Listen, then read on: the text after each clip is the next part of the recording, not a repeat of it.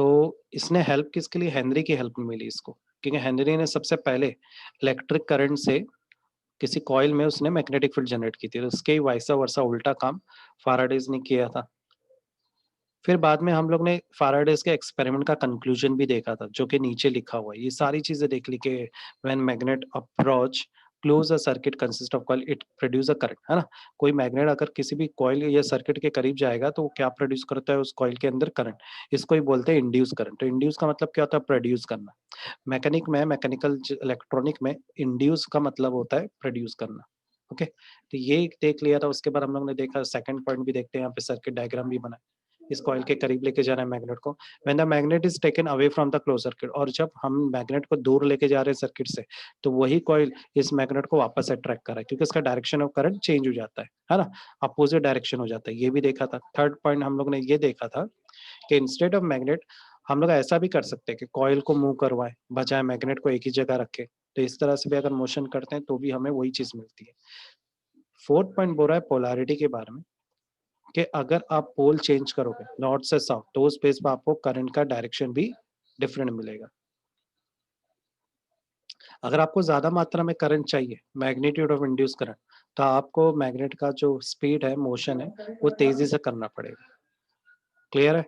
Six point क्या बोल रहा है, इंड्यूस करंट कब तक बनता रहेगा, जब तक आप उस कॉइल के इर्द गिर्द, या कॉइल को या मैग्नेट को इसके इर्द गिर्द मोशन कर रहे हो, किसके, मैग्नेट के, तब तक ही आपको करंट मिलता रहेगा। Instead of magnet and close circuit to coil and there plane. फिर हम अपने ये वाला म्यूचुअल इंडक्शन कॉन्सेप्ट भी देखा था। यहाँ पे मैंने बैटरी कनेक्ट की थी, जिससे इसके अंदर मैग्नेटिक फील्ड बनी, और वो मैग्नेटिक फील्ड सेकेंडरी कॉइल में गई और उसको भी वही पावर दिया जो उसके पास था। याद आया कि नहीं।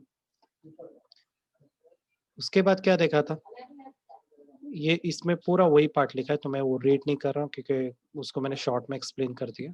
अब आते फाराडेज लॉ। इधर देखो, अब फाराडेज लॉ स्टार्ट हुआ।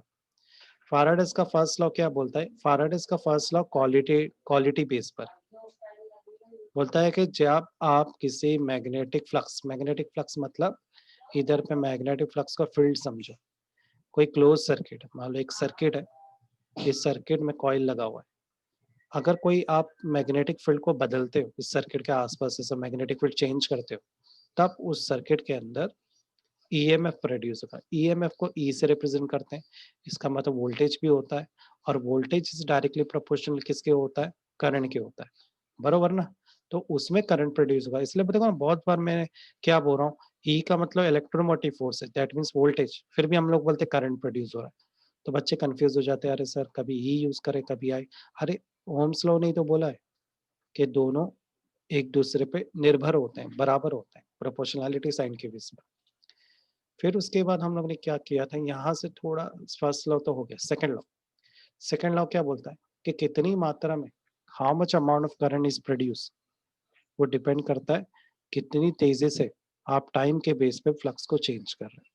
तो यहाँ पे करंट को हम लोग ई से रिप्रेजेंट कर रहे हैं। ओके, तो ये अपने को इक्वेशन मिलता है, e is directly proportional to d phi upon d t. Clear है यहाँ तक। हम सेकंड लॉ हाँ को सर। कंटिन्यू करते हैं। प्रोपोर्शनैलिटी साइन को हटाना है तो मैथमेटिक्स इस्तेमाल करेंगे, के लगा देंगे, कांस्टेंट है के। अब यहाँ पे पूरा के की अगर वैल्यू को आपको पता करनी है, तो उसके लिए आप क्या करो, E D five by D T, इन सब की वैल्यू को क्या ले लो, वन ले लो। अगर आप बाकी सब की वैल्यू को भी वन लेते हो, तो उस वक्त के की वैल्यू भी क्या हो जाएगी, वन हो जाएगी। मतलब ई फाइव टी की वैल्यू वन लिया तो के की वैल्यू भी ऑटोमेटिकली वन हो जाएगी।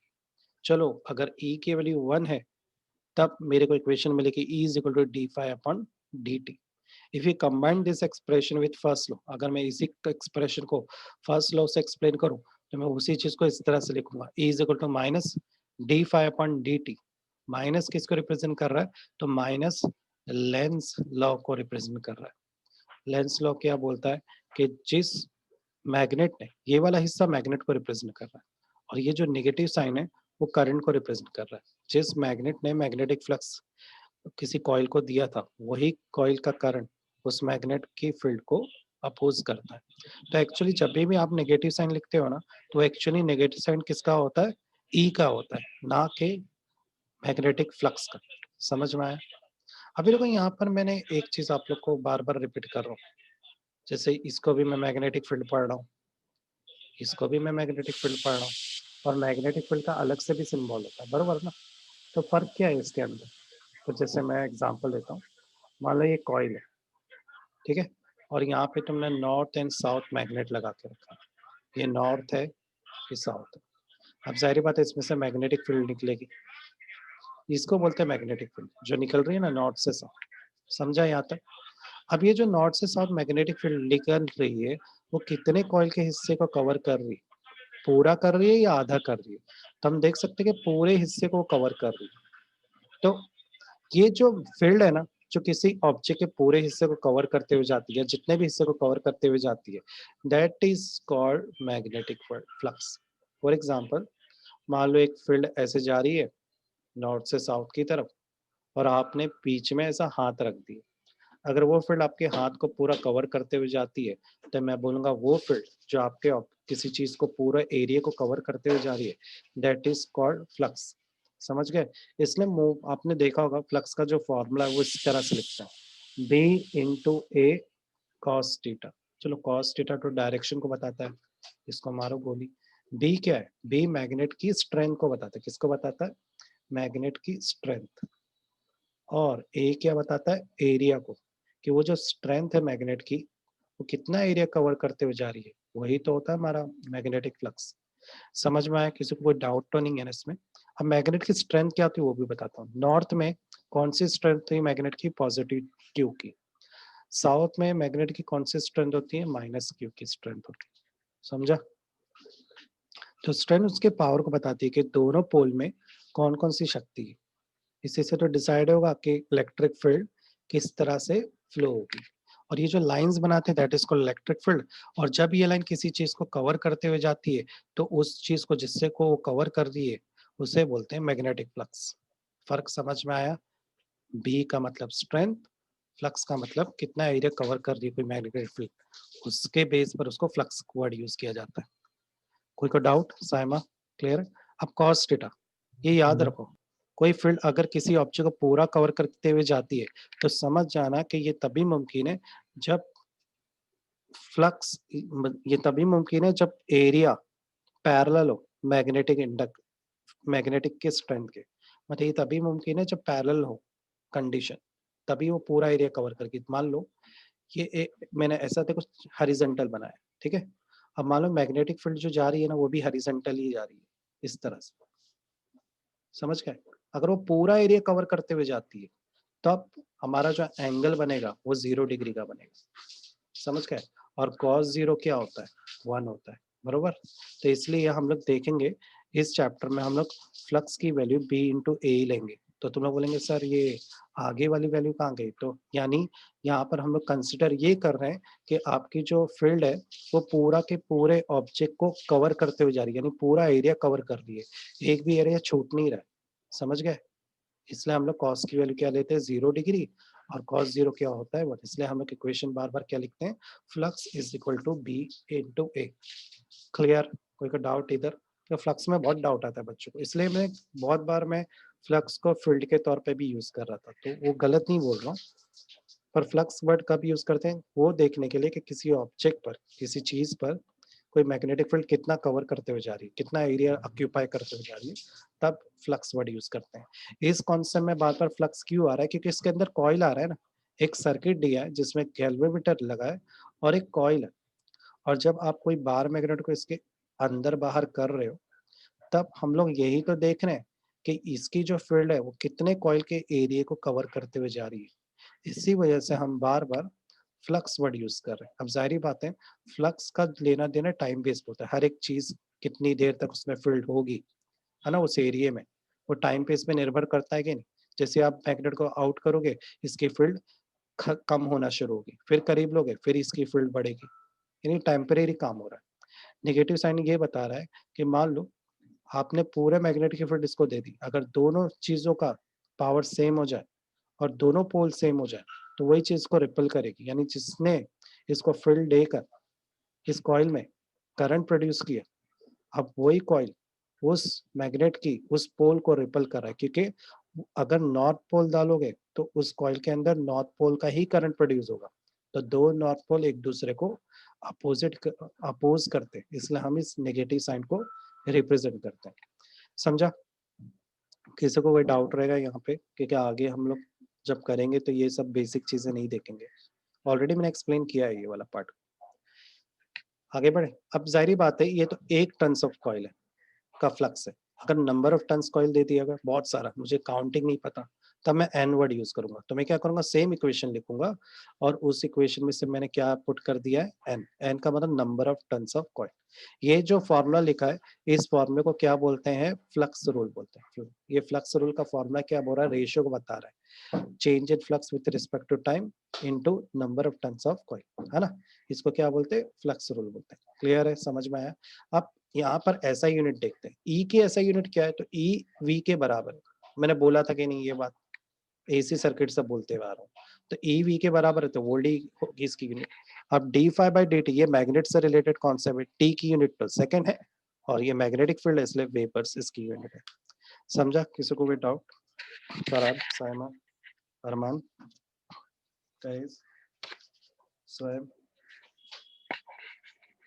क्लियर है यहाँ तक? हाँ सर, समझा। एक ही जन रिप्लाई दे रहा, बाकी लोग को नहीं आ रही आवाज। हाँ कैस, हाँ तो रिप्लाई दो यार। ठीक है, अब यहाँ से ये अभी ये सब हो चुका है, सब फास्ट फास्ट रिवाइज कर रहे हैं। लेंस लॉ, लेंस लॉ का ये फुल फॉर्म है, फुल फॉर्म मैंने ढूंढा, मुझे ईमाइल लेंस मिला, बाकी का फुल फॉर्म नहीं दिखा मुझे, और जरूरी भी नहीं है इसका साइंटिस्ट का पूरा नाम, सिर्फ लेंस याद रखो। 1804 से 1864 without the knowledge of Michael Faraday. बोलने का मतलब क्या है कि ये जो साइंटिस्ट था ना, लेंस, इसको पता ही नहीं था कि माइकल फैराडेज ने और जोसेफ हेनरी ने कोई कॉन्सेप्ट डिस्कवर किया है मैग्नेट से रिलेटेड, इसको कोई पता ही नहीं था। वो सिर्फ अपना एक डिस्कवरी करता गया। लेंस ने क्या बोला, लेंस ने भी वही चीज बोला जो माइकल फैराडे और जोसेफ हेनरी बोल रहे थे, पर इसको पता नहीं था कि ये ऑलरेडी डिस्कवर हो गए। इसी वजह से लेंस लॉ को इतना वैल्यू दिया गया, समझ गए?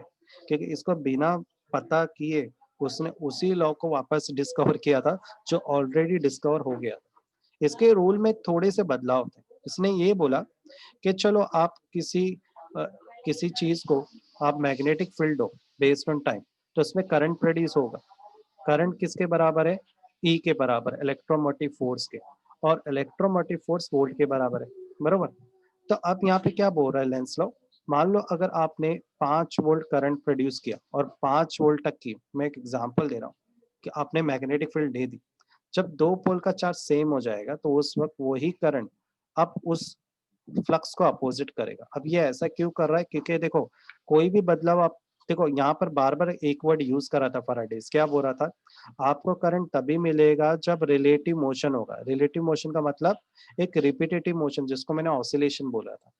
आपको जब रिपीटेड, जब तक बार मैग्नेट मोशन कर रहा है जब तक आपको करंट मिलेगा, जब बार मोशन नहीं होगा, कांस्टेंट हो जाएगा, रुक जाएगा, तब आपको इंड्यूस करंट या ईएमएफ नहीं मिलेगा। यही चीज लेंस लॉ बोल रहा था कि अगर आपका करंट सेम हो गया, जितना उसको चाहिए उतना पूरा मिल गया, तब नहीं होगा। आपको कोई भी चीज तभी प्रोड्यूस होगी जब अल्टरनेटिव मोशन होता रहे। अब आते हैं इसके एप्लीकेशन में, तो एप्लीकेशन ऑलरेडी देख चुके हैं, यहाँ पर हम लोग देख रहे हैं कि मालूम है इस बार मैग्नेट को इस कॉइल के, ये कॉइल बनाया है, करीब लेके जा रहा हूँ, क्या होगा, नॉर्थ को करीब लेके जाने पर इसमें, इस कॉइल में नॉर्थ का ही मैग्नेटिक फील्ड प्रोड्यूस होगी, और उस मैग्नेटिक फील्ड से इसमें करंट भी प्रोड्यूस होगा, है ना। अब नॉर्थ डालने पर इसमें बनने वाला जो करंट है वो भी नॉर्थ का होगा। जब इसका पूरा पावर इसके पास आ जाएगा, यानी दोनों पावर सेम हो जाएंगे, तभी यही यही कॉइल इस बार मैग्नेट को अपोज करके फोर्स लगाएगा। समझ गए? अब जैसे ही आप इस बार मैग्नेट को दूर लेकर जाओ, चलो फोर्स लगा दिया उसने, तो फोर्स लगाने पे आप क्या करोगे, इस बार मैग्नेट को दूर लेके जाओ। दूर लेके जाने पर एक प्रॉपर्टी यहाँ पे हैपन होती है, ध्यान से सुनो एकदम। अब बार मैग्नेट कैसे मोशन कर रहा है, तो मैं यहाँ पे बनाता हूँ। अगर आप करंट ऊपर की तरफ दोगे, ये स्क्रीव रूल है, अगर आप करंट ऊपर की तरफ दोगे तब उसमें बनने वाली जो मैग्नेटिक फील्ड होगी वो एंटी क्लॉकवाइज डायरेक्शन होगी। एंटी क्लॉकवाइज बोले तो इस तरह का, ये मेरी मैग्नेटिक फील्ड है ना। और अगर आप करंट डाउनवर्ड दोगे तब उसमें बनने वाली मैग्नेटिक फील्ड क्लॉकवाइज रहेगी। ये थोड़ा सा जानकारी रखो, आपको बहुत काम आएगी। अब जाहिर बात है, जब आपने इस करंट को अंदर किया तो उस बेस पर आपको मैग्नेटिक फील्ड एक अलग डायरेक्शन में मिली, पर जैसे आपने इस मैग्नेट को दूर किया तब आपको यही करंट का डायरेक्शन वो बदल जाएगा। तो करंट का डायरेक्शन बदल क्यों रहा है? अच्छा, इसको मेरे को बताना पड़ेगा। ये जो ऊपर का है इसको फ्लक्स ले लो और करंट को नीचे ले लो। अगर आप फ्लक्स को ऊपर करते हो तो आपको एंटी क्लॉकवाइज डायरेक्शन मिलेगा, और फ्लक्स को अगर अंदर करते हो तो आपको क्लॉकवाइज डायरेक्शन करंट मिलेगा। बरोबर बोल रहा हूँ? तो मैग्नेटिक फील्ड जब अंदर लिए तो डायरेक्शन कुछ इस तरह का था, पर जब आप इसको दूर करोगे तो इस करंट का डायरेक्शन क्या होता है? बदल जाता है। समझ गए कि एक फ्लक्स कम होना शुरू हो जाता है ना, करंट कम होना शुरू हो जाता है इसके अंदर का। अब यही कॉइल वापस से इसको अट्रैक्ट करना शुरू करता है। तो यहाँ पर आपको ये समझ में आया कि रोटेशन बदलता क्यों है जब किसी चीज को इन या आउट करते हैं। तो ये प्रॉपर्टी है, बेसिक फिनोमिना, क्योंकि आप अंदर पुट करो या बाहर निकालो उस हिसाब से आपको डायरेक्शन अलग मिलेगा। यहाँ पे शायद मैंने डायरेक्शन कुछ उल्टा बता दिया, अपोजिट बता दिया है मैंने। इस डायरेक्शन को आगे और देखेंगे, लेंस लॉ और फैराडेज लॉ में और डिटेल में देख लेंगे, कोई बात नहीं। उसके बाद आता है नेक्स्ट कॉन्सेप्ट इसका, energy conservation in Lenz law. Energy conservation in Lenz law का यहाँ पे दो केसेस हम लोग ने देखे। मान लो मेरे पास एक मैग्नेट है, ये मैग्नेट का नॉर्थ पोल है और ये है मेरा कॉइल, ठीक है, ये कॉइल है। अब जाहिर बात है, मैग्नेट के नॉर्थ पोल से नॉर्थ पोल का पावर मिलेगा जिसके जरिए इसके कॉइल के अंदर क्या प्रोड्यूस होगा? करंट प्रोड्यूस होगा। अब यहाँ पर दो चीज कर सकते हैं। फर्स्ट केस में मैं क्या करता हूँ, मैग्नेट को रेस्ट में रखता हूँ, ठीक है, और कॉइल को मूव करूंगा। कॉइल को मैग्नेट के करीब फिर मैग्नेट के दूर लेके जाऊंगा। ऐसा भी करके मैं करंट प्रोड्यूस कर सकता हूँ, या इसका उल्टा भी कर सकता हूँ। कॉइल को रेस्ट में रखता हूँ और मैग्नेट को मूव करता हूँ, तो भी क्या होगा? करंट प्रोड्यूस होगा कि नहीं? तो ये जो फर्स्ट और सेकंड पॉइंट इसमें यही लिखा हुआ है। समझ में आया? कोई डाउट है यहाँ तक? कुछ भी नया नहीं पढ़ रहे हम लोग, थोड़ा डिटेल में जा रहे हैं। क्लियर? अब नेक्स्ट नीचे वाले भाग में आते हैं, ये वाले भाग में, ये भाग में क्या लिखा हुआ है वो पढ़ते हैं। तो इस भाग में क्या बोल रहा है कि जब आप किसी चीज में करंट, जब आप किसी चीज में या जब किसी वायर में करंट जाता है ना, तो उस वायर, जब करंट वायर में प्रोड्यूस हुआ तब वही करंट डायरेक्शन उस मैग्नेट को अपोजिट करा। मतलब जिस वायर के अंदर जब करंट प्रोड्यूस होता है ना, तो वही करंट उस मैग्नेटिक फील्ड को जिसने उसमें करंट प्रोड्यूस की उसी को अपोज करता है। ये भाग इसके अंदर लिखा हुआ है, ये पार्ट, ठीक है। अब नीचे वाले भाग में आते हैं। नीचे वाले भाग में ये जो सेकंड स्टेप है ना, कि वही वायर के अंदर प्रेजेंट करंट जो प्रोड्यूस हुआ है उस मैग्नेटिक फील्ड से, वही करंट उस मैग्नेटिक फील्ड को अपोज करा। किसकी मैग्नेटिक फील्ड को? जो बाहर मैग्नेट आप करीब लेके गए हो ना कॉइल के, इसको। तो चलो इसके बारे में और डिटेल में पढ़ते हैं। नीचे देखो बहुत सारे पॉइंट्स लिखे। फर्स्ट पॉइंट क्या बोल रहा है? Opposite to the original magnetic field if this field is increasing but. मतलब क्या बोलने का, इसमें आसान भाषा में ये लिखा हुआ है कि जितना फ्लक्स होगा, जितना ज्यादा फ्लक्स होगा उतना ज्यादा प्रोड्यूस करंट उसको अपोज करेगा। समझ में आया? यानी जितनी ज्यादा बार की मैग्नेटिक फील्ड आप दोगे उतना ज्यादा उस बार मैग्नेटिक फील्ड से प्रोड्यूस करंट उसको अपोज करेगा। सेकंड पॉइंट क्या बोल रहा है? In the same direction as the original field if the field is decreasing. मतलब दूर जाने पर इसका डायरेक्शन सेम होगा जितनी फ्लक्स कम होगी। बोलने का मतलब क्या है? और जब फ्लक्स कम होगा तब उसके करंट का डायरेक्शन सेम हो जाएगा। मतलब अब वो अट्रैक्ट करने की कोशिश करेगा। फ्लक्स कम होने पे क्या होगा? करंट का डायरेक्शन बाहर मैग्नेट के डायरेक्शन में हो जाएगा। समझ गए? ये बोलना चाहता है यहाँ पे। और कितने पॉइंट है? अच्छा, दो ही पॉइंट है ना यहाँ पे। नेक्स्ट पार्ट पर आते हैं। तो ओवरऑल अपने को क्या समझ में आया? तो ओवरऑल अपने को ये समझ में आया कि किसी कॉइल में जब आप मैग्नेट लेके जाते हो, कोई बाहर मैग्नेट को लेकर जाते हो, तो क्या होता है? तब उस कॉइल में मैग्नेटिक फ्लक्स है वो बढ़ जाता है, बरोबर। और कम होने पर जब मैग्नेटिक फ्लक्स बढ़ता है तो वो करंट जो कॉइल में प्रोड्यूस हुआ है वो उसे उस बार मैग्नेट को, इस मैग्नेट को अपोज करना शुरू करता है। और जब किसी कॉइल के अंदर मैग्नेटिक फ्लक्स कम होता है तब करंट भी क्या हो जाता है? कम हो जाता है, और यही करंट उस बार मैग्नेट को अट्रैक्ट करने लग जाता है। तो चलो ये एक नई नॉलेज थी जो हम लोग को यहाँ से पता चली। दूसरा चीज, यहाँ पर हम बार मैग्नेट को इन कर रहे हैं, कभी आउट कर रहे हैं, दैट मीन्स हम कौन से टाइप की एनर्जी यूज कर रहे हैं हम लोग यहाँ पे, mechanical energy. Mechanical energy use कर रहे हैं कि नहीं। अब ये मैकेनिकल एनर्जी किस में कन्वर्ट हो रही है, इलेक्ट्रिकल एनर्जी में। अरे हम हाथों से करेंगे ना मैग्नेट को इन आउट, बरोबर। पर इस इन आउट से क्या हो रहा है, उस कॉइल के अंदर क्या प्रोड्यूस हो रहा है, करंट। ज्यादा मैग्नेटिक फ्लक्स तो करंट अपोज करेगा, और कम मैग्नेटिक फ्लक्स तो करंट अट्रैक्ट करेगा बार मैग्नेट को। समझ में आ रहा है, कोई डाउट यहाँ पे किसी को भी। तो ये समझा पूरा सर। जो पैराग्राफ है, ये पूरा पैराग्राफ में यही चीज लिखी है जो एक्सप्लेन किया है। अब मैं बोल रहा हूँ कि यहाँ पे जो मैकेनिकल एनर्जी है वो इलेक्ट्रिकल एनर्जी में कन्वर्ट हो रही है, दैट मीन्स मेरी एनर्जी लूज नहीं हो रही है। तब हम बोलेंगे कि ये जो एनर्जी है ये कंजर्वेशन ऑफ एनर्जी है, मतलब जो चेंज हो रही है पर लॉस नहीं हो रही, ना ही क्रिएट हो रही है। अंडरस्टूड। तो ये पूरे पैराग्राफ में हमने अभी जो देखा वही केस को लिखा हुआ है। इस केस में वापस से लेंस लॉ को वापस से एक्सप्रेस किया है, मैनिफेस्टेशन मतलब एक्सप्रेस किया है कि अगर किसी चीज में करंट प्रोड्यूस होगा तो वही करंट अपोज करेगा उस मैग्नेटिक फील्ड को, सिंपल भाषा में। ठीक है।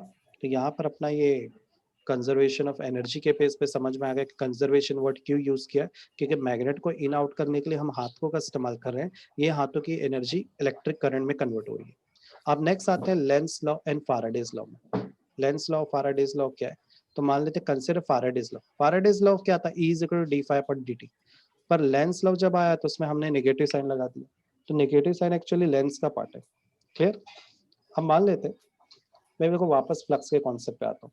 मान लो एक कॉइल है और उसमें से मैग्नेटिक फील्ड जा रही है, कब जाएगी, जब आप इधर पे और इधर पे नॉर्थ एंड साउथ का मैग्नेट लगाओगे। तो इससे क्या, अगर इस पूरे कॉइल से ये जो कवर करते हुए मैग्नेटिक फ्लक्स जा रही है, मैग्नेटिक फील्ड जा रही है, दैट इज कॉल्ड फ्लक्स।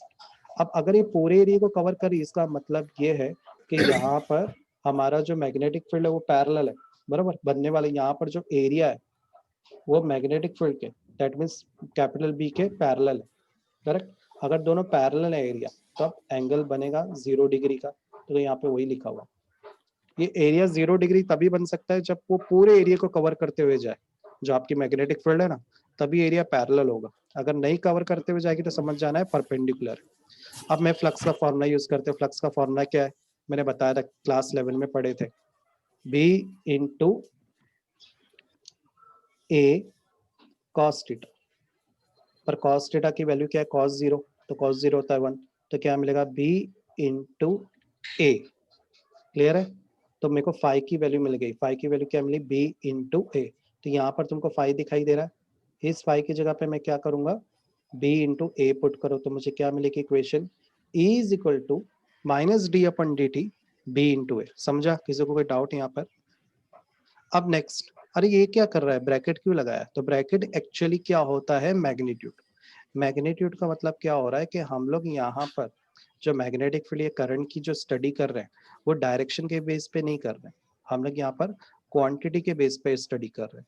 तो जब भी मैग्नीट्यूड क्वांटिटी बेस पे स्टडी करते हैं, डायरेक्शन बेस पे नहीं करते हैं, तो ये जो नेगेटिव साइन है आपको इसको क्या करना है, इग्नोर कर देना। ठीक है। तो अगर मैं इसको इग्नोर करता हूँ तो मुझे सारी जो वैल्यू मिलेगी वो पॉजिटिव में मिलेगी। अंडरस्टूड। यहाँ तो कोई डाउट है किसी को, यहाँ पे डेरिवेशन खत्म हो गया, छोटा सा डेरिवेशन था। अब यहाँ पे एक क्वेश्चन आ रहा है, मैंने देखो पहले भी बताया था, ये जो नेगेटिव साइन ये है किसका, तो मैंने तुम लोग को पहले ही बताया, ये जो नेगेटिव साइन है वो ई का है, जो करंट को अपोज कर रहा है। ई है वो करंट जो अपोज कर रहा है किसको, मैग्नेटिक फील्ड को। अंडरस्टूड। अब यहाँ पर देखो स्क्रू रूल बताया, स्क्रू रूल में क्या बताया है, स्क्रू रूल ये बताता है कि अगर आपका करंट ऊपर की तरफ जा रहा है तो उस वक्त आपकी जो मैग्नेटिक फील्ड है वो एंटी क्लॉकवाइज डायरेक्शन में बनेगी, ये है अपनी मैग्नेटिक फील्ड। और अगर आपका करंट डाउनवर्ड जा रहा है तो आपकी जो मैग्नेटिक फील्ड है वो क्लॉकवाइज डायरेक्शन में बनेगी। समझ में आया। बस क्रिवली यही बता रहा है कि डायरेक्शन को एक्सप्लेन कर रहा है कि डायरेक्शन क्या रहेगा। अब एक सवाल ये उठता है कि ये हेडिंग लिखी लेंस लॉ एंड फाराडेज लॉ, ऐसा क्यों लिखा है, अरे जरा ध्यान दो। जब लेंस लॉ और फाराडेज लॉ को मर्ज किया गया, शामिल किया गया, तभी फाराडेज की इक्वेशन में एक छोटा सा चेंज आया, that is this negative sign. ये नेगेटिव साइन फाराडेज का हिस्सा है, सॉरी लेंस का हिस्सा है, और ये पूरी इक्वेशन फाराडेज की। तो ये जब दोनों इक्वेशन को मिलाया गया तो बनने वाली इक्वेशन क्या बनी, E is equal to minus d phi upon dt, समझ में आया?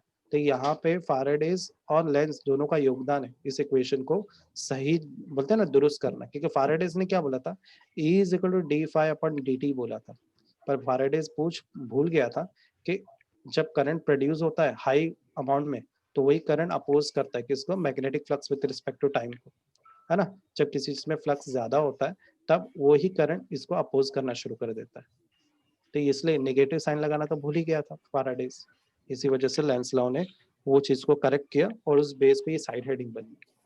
क्लियर है ये वाला पार्ट? नेक्स्ट पढ़ते हैं flux of the field. Flux of the field का मतलब क्या है, तो अपने को फ्लक्स निकालना है कॉइल का। इस केस में क्या करना है, हमें किसी कॉइल दिया हुआ है और इस कॉइल का अपने को फ्लक्स निकालना है। मैंने पहले ही बता दिया फ्लक्स का मतलब क्या होता है, वरना बोलेंगे सर यहाँ पे फील्ड भी लिखा हुआ है फ्लक्स भी लिखा है, अरे सर दोनों का मतलब तो एक ही होता है ना। नहीं नहीं, फ्लक्स मतलब किसी एरिया को कवर करने वाली फील्ड को बोलते हैं। तो डायरेक्टली आ जाते हैं, मान लो मेरे पास एक कॉइल दिया है, ये जो आपको लाइन दिख रही है कॉइल की, ठीक है? ये जो एस है ये कॉइल के एरिया को रिप्रेजेंट कर रहा है। किसको रिप्रेजेंट कर रहा है? कॉइल के एरिया को। अब जाहिर बात है ये पूरा जो कॉइल है इसमें छोटे छोटे टुकड़े भी होंगे, ये बहुत सारे छोटे छोटे पार्टिकल से बना होगा, तो इसके एक छोटे से एरिया को मैं लेता हूँ, ठीक है? इस छोटे से एरिया को डी ए बोला, इसको जूम कर, जूम करने पर ये छोटा सा एरिया इस तरह से दिखाई देगा। समझ में आ रहा है तुम लोग को? अब करंट का डायरेक्शन कैसे है आप लोग देख सकते, करंट इस तरह से इसमें फ्लो कर रहा है। अब मेरे को यहाँ पे क्या कैलकुलेट करना है, मैग्नेटिक फ्लक्स। फ्लक्स का फॉर्मूला क्या होता है, flux is equal to B A cos theta, जो कि यहाँ पर एरिया छोटा है तो फ्लक्स भी क्या हो जाएगा, छोटा। जो कि यहाँ पर एरिया छोटा है तो एरिया को मैं ए की बजाय क्या लिखूंगा, डी ए। अरे डी ए मत लिखो, डी स्मॉल ए लिखो, बरोबर, क्योंकि टेक्स्ट बुक में वही दिया है। तो आई होप लोगों को समझ में आएगा ये फ्लक्स का फॉर्मूला कैसा आया, d phi is equal to vector B dot vector d A. Clear है? अब मुझे यही इक्वेशन मैग्नीट्यूड बेस पे निकालनी, तो मैं इसको ऐसे लिखूंगा पी डॉट डी ए कॉस थीटा। अब बोलेंगे सर ऐसे कैसे आप लिख रहे हो, तो जरा वेक्टर के कॉन्सेप्ट पे आओ।